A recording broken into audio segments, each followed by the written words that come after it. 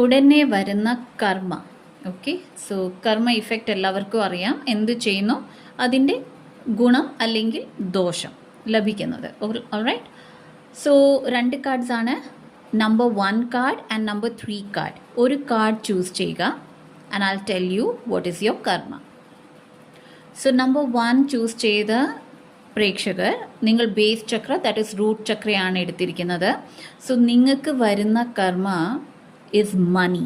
Okay, മണിയിൽ നിന്ന്, പണത്തിൽ നിന്ന് ഉണ്ടാകാൻ പോകുന്ന സ്റ്റെബിലിറ്റിയാണ് നിങ്ങൾക്ക് വരുന്ന കർമ്മ.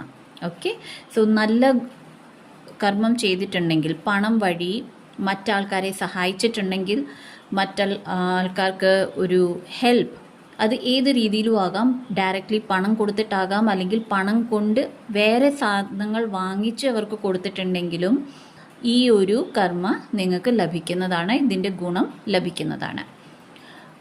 നമ്പർ 3 കാർഡ് ചൂസ് ചെയ്ത മെമ്പേഴ്സ്, നിങ്ങളുടെ സെൽഫ് കോൺഫിഡൻസ് ആണ് വളരുന്നത്, സെൽഫ് വർത്ത് ആണ്. പെർട്ടിക്കുലർലി എവിടെ പ്രേക്ഷകരെ മറ്റാൾക്കാർ എന്നും പറഞ്ഞിരുന്നു, ബട്ട് നിങ്ങൾ അത് അവോയ്ഡ് ചെയ്തിരുന്നു, ഓർ സാരമില്ല എന്ന് പറഞ്ഞിരുന്നു, അവിടെ സ്റ്റാൻഡ് എടുക്കുന്നതാണ് നിങ്ങളുടെ കർമ്മ വരുന്നത്. ദാറ്റ് മീൻസ് നോ പറയേണ്ടടുത്ത് നോ പറയുന്ന ഒരു സിറ്റുവേഷൻ വരാൻ പോകുന്നുണ്ട്. ചില പ്രേക്ഷകർക്ക് അത് ഡിഫിക്കൽട്ടായിരിക്കും, ചില പ്രേക്ഷകർ ഇൻസ്റ്റൻ്റ്ലി നോ പറയും, അല്ലെങ്കിൽ വേണ്ട എന്ന് പറയും.